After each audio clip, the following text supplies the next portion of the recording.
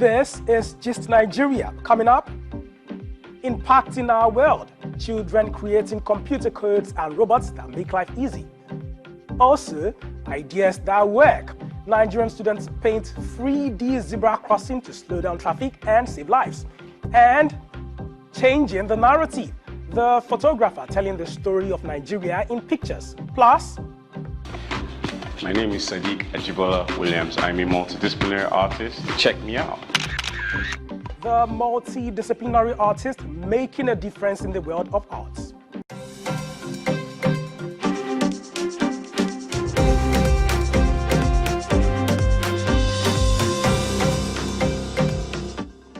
Welcome to Just Nigeria from the BBC and Channels TV, where we bring you the stories being talked about by the social media generation.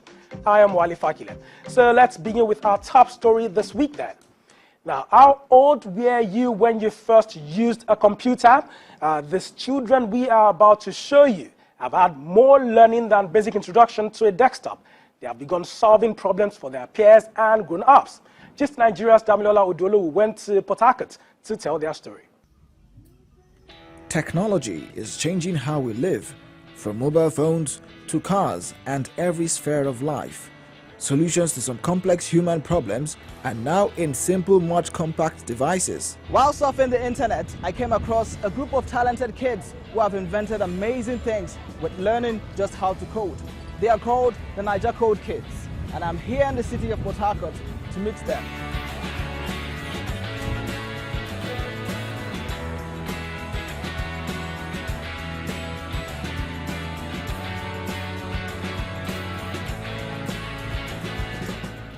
One of the ways kids are plugging into the world of computers these days is through coding.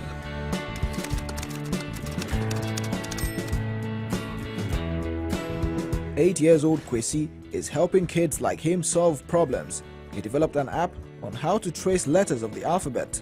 2 letters, 3 letters, 4 letters are custom. It helped the caveman escape the cave by answering the math question. 10-year-old Olamma designed and developed an Android game that helps kids solve maths problems. Some of my classmates in school are having difficulties to understand mathematics, so I try to help them. Nosa is 9 years old. He developed an app that helps identify different types of fruits and how to preserve them. It teaches farmers more about fruits that they could use or they are growing. If they didn't do well in school, this could help them a lot or majorly. And it also teaches farmers the dangers that they shouldn't use, like agrochemicals. The brain behind the coding project is Igochukwu. Countries like the US and UK, introduce this in the school with their schools work for kids as young as 4 or 5. So I felt it would be a good thing for us to start. A child did an app that can help you recycle or get paid when you recycle waste. A child built an app for his mom's cake shop that she uses to keep track of all her goods and all her stock in her shop. A child built an app for his dad. His dad runs a car company where he rents out cars. So something like an Uber, but like a miniature Uber kind of thing. Something that would help people place an order for a taxi. The world has advanced so far that really Nigerians, we need to keep up. And these children, their peers abroad, in the West, in the UK, in the US, and Canada, they haven't gone more advanced than us. So why not start your kids up early so that when they actually are in the presence of their peers in other countries, they won't feel as if there's some sort of deficit between them and their peers. Like the great ideas and innovation in those classrooms, Ola Simbo, a tech entrepreneur, is tackling the energy crisis in Nigeria with technology.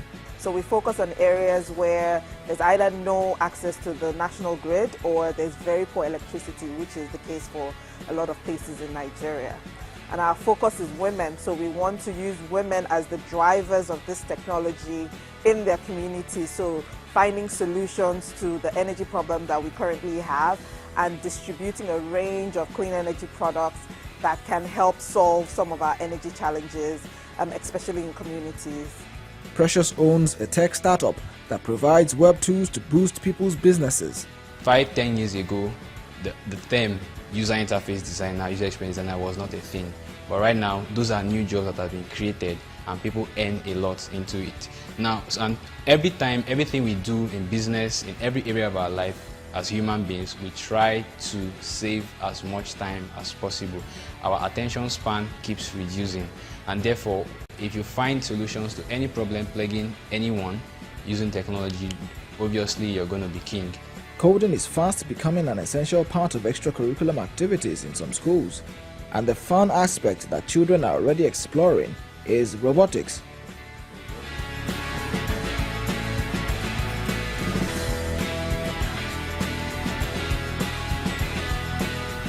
We have a lot of apps that kids have built. Even kids have built their own games and robots. So it's been really interesting seeing what our kids can do if they're given the right opportunity and the right tools.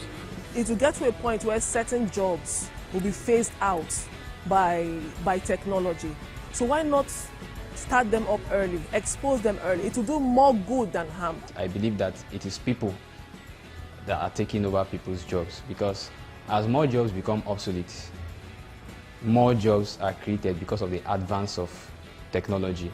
It's taken a leap, solving things that, it's this age-old problem that it seems like it can never be solved, but with just, a small solar lantern, for instance, is replacing a candle, or is replacing your traditional kerosene lantern, and the ripple effects, the macro effects that it has just on switching that technology, switching to that clean energy.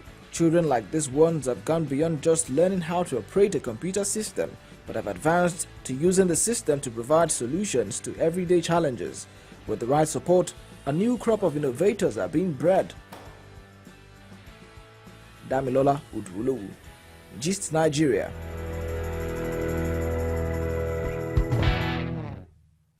Amazing kids. So how are other countries investing in and encouraging ICT development? Let's take this week's 360 roundup. For more than a decade, Qatar's investments in ICT infrastructure and skills have created a positive impact on all sectors and transforming businesses of all kinds. Qatar's Ministry of Transport and Communication says total ICT spending by commercial sector is projected to increase to nearly $3 billion this year. And Finland made rapid efforts to digitize government services and allocated about $500 million to support various digital projects. As a result, the ICT sector in Finland generated $14 billion in 2017. The country is now investing heavily in the development of artificial intelligence. Finally, the Senegalese government tripled the budget dedicated to digital economy due to positive results seen in the past. In 2018, the government provided $2 million for 40 tech startups. Among those receiving the support were e-health, e-commerce, and agri-tech companies. That's this week's 360 roundup. All right, what do you make of ICT development in Nigeria? Let's know your thoughts by sending us your messages on Twitter at GistNigeriaTV. Let's move on to something we've all experienced before. Now, crossing the road seems pretty easy. You look left, you look right, and left again. On roads with zebra crossings, it should even be easier. But sometimes you'd literally have to run across. Well, the young people you're about to see have an idea that would keep you walking to the other side. It's a bright, sunny afternoon in Lagos, and I'm on my way to grab a quick lunch. To get to the cafeteria just by my office, I have to cross the road at this intersection. There's a zebra crossing clearly printed close to the junction, and that's what I'm about to use. But watch what happens next.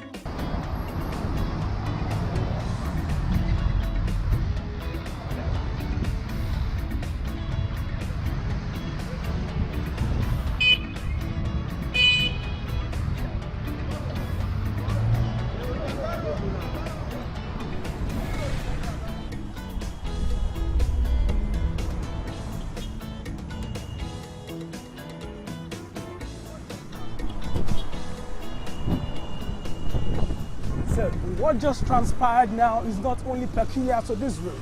All over the country, zebra crossings are ignored by some drivers who always seem to be in a hurry.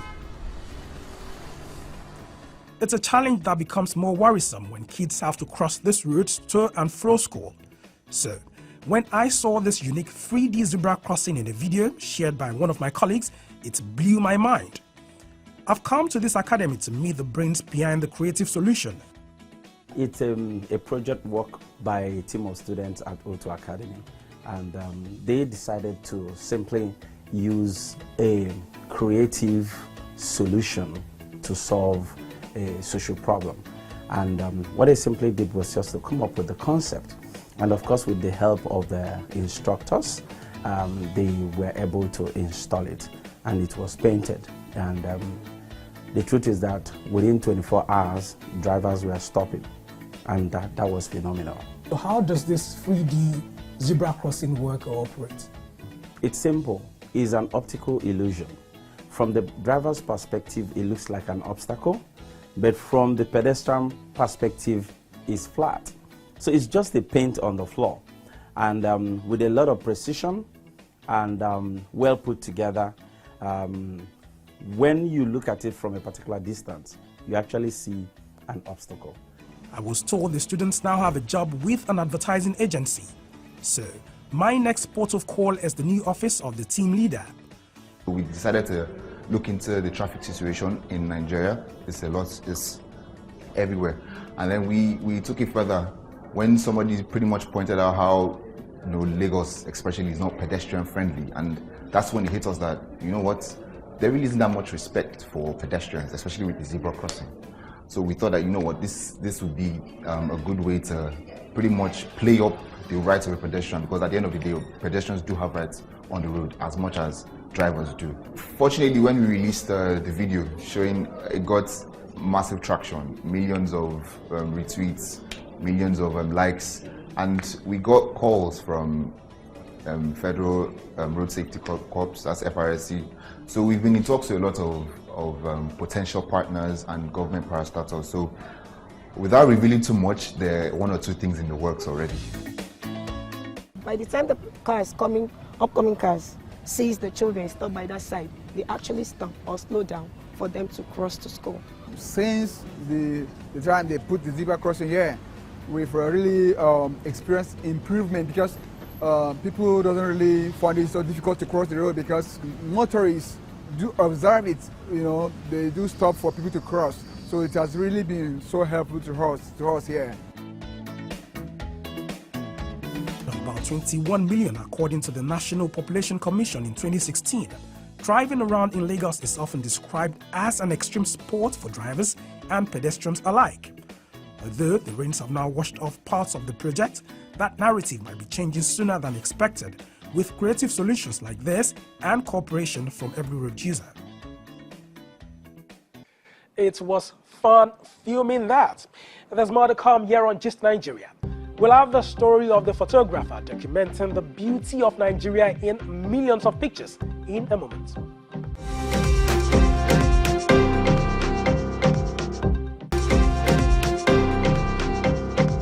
You've been watching Gist Nigeria from the BBC and Channels TV. I am Wale Fakile. Thanks for staying with us. Coming up, the story of a multidisciplinary artist with amazing creative expressions.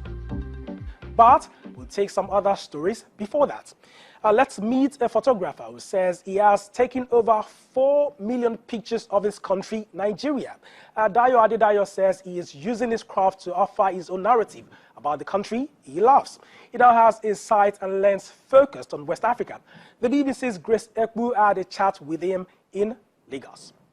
The way we are being reported in the West is not the way we are. And I'm trying to change the narrative, starting from Nigeria. My name is Dayo Adedayo. I am a photographer, and I've documented Nigeria in and out. It took me over 15 years, going from all the 774 local governments. I have 9 books on Nigeria and over 4 million images.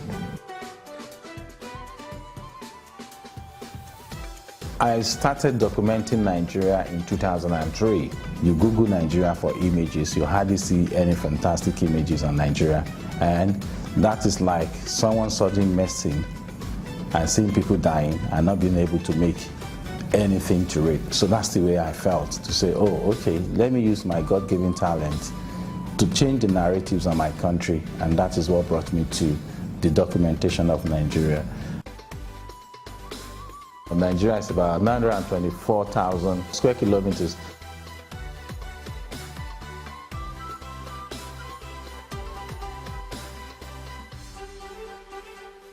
Nigeria is beautiful, the people are wonderful, and to me, it's the most beautiful country in the world. But without people like us, who are bringing out the visuals, how are we going to know? Just like the oil in the Niger Delta that has been there for millions of years before Shell discovered it to turn into money. So that is part of what we are doing, because there is more to Nigeria than oil and gas. My favorite subjects to photograph of late, probably because of age, I'm liking the sound of the sea. So at times I just wander to a beach near me, taking several shapes and forms of the waves coming to eat the seashore. 10 years from today, my dream is to have finished the whole of West Africa. That is what I'm giving Nigeria as a parting gift. Photography has given me an opportunity to express myself, document my country, which is a lifetime project. I've taken it as a lifetime project. Till I die, that is what I'm going to do. Fantastic work, Dio. Let's now go to South Africa, where 20 teenagers have built their own plane and are flying it from Cape Town to Cairo. With the support of UDream Global and NGO, the teenagers built different parts of the plane, including the fuselage and the horizontal and vertical stabilizers, in 10 days. Let's see this. A lot of people thought that it was really impossible, that this was just a dream, it was going to fail. Who would want to build a plane? I mean, that's something teenagers normally don't do. I'm Agnes Kamogetsi Siamela, and I built the beautiful wings on this plane. And I also built the center fuselage, and I also built the horizontal and the vertical stabilizer. My name is Resego Moroka, and I'm 18 years old. And I built the central fuselage, which is known as the cockpit. It's over here. My name is Lesego Mahlodi Ngwasheng. I am 16 years old. I was part of the team that built the vertical stabilizer, also known as the rudder of the airplane.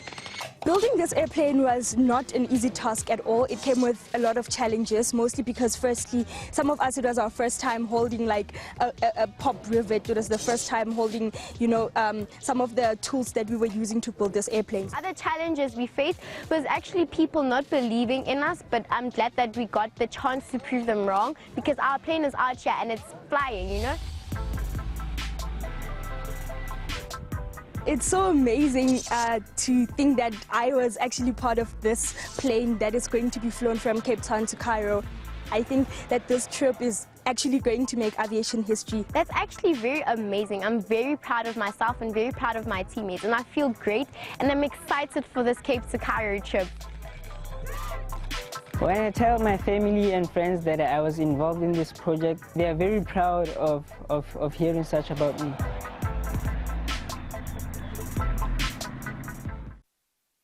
And from that wonderful story, we'll move on to Check Me Out, our weekly showcase of Nigerians doing great things at home and abroad. This week, we bring you the story of Sadiq Ajibola Williams, a trained architect, project manager, and a martial artist who combines these multidisciplines in creating amazing works of art. Let's check him out. Some schools of thought will tell you it takes 20 years to achieve a certain type of greatness, especially if you're doing something that other people can't perceive or conceive of. Keep going. You will find your soul tribe. They will come. You will meet them. They will meet you. Hi. My name is Sadiq Ajibola Williams. I'm a multidisciplinary artist, and I use the variants of architecture, dance, film, poetry, music, and martial arts. Check me out.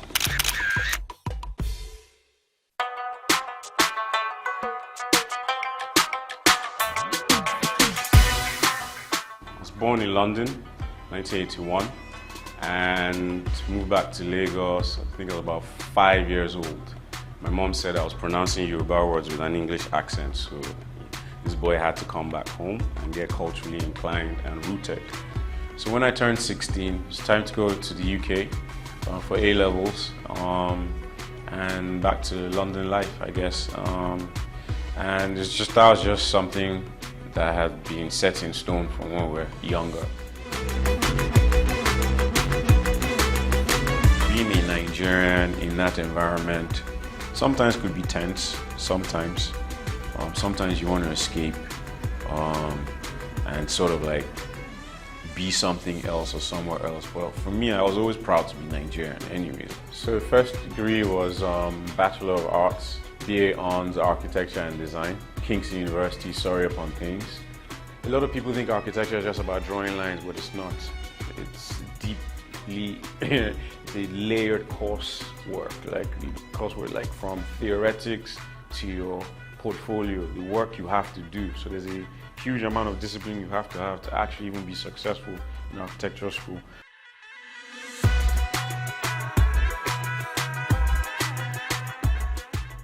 Every time I would draw, there's just something soothing about art. Like, I don't know how to explain it. There's this space that it takes me into where I just feel at one with myself.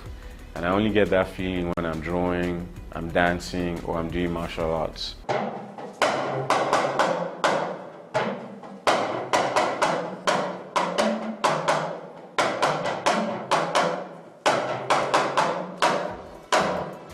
My job as a spokesperson through using multidisciplinary artistry. Whichever variant I pick, I will express certain things through that mode or that system or that style. It's all about expression.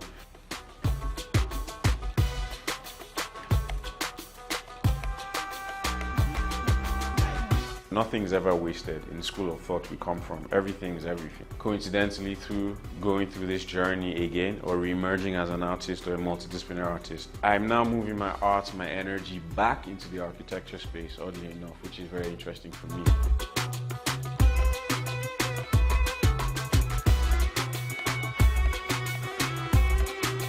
My name is Sadiq Ajibola Williams. I'm a multidisciplinary artist and you just checked me out. Jack of all trade and, in my opinion, a master of all. Well done, Sadiq. And now to a quick reminder of our top story today. Gist Nigeria meets children solving problems with technology and developing fun applications to help others learn. Join us again next week as we'll be bringing you the story of Tokunbo Fagbamige, the technopreneur and software developer, empowering young people. We want to hear your views. To join the conversation right now on Twitter at GistNigeria.tv. And for more on any of our stories, visit bbc.com/Africa and channelstv.com. Thank you for staying with us. Until next time, I am Wale Fakile. Goodbye.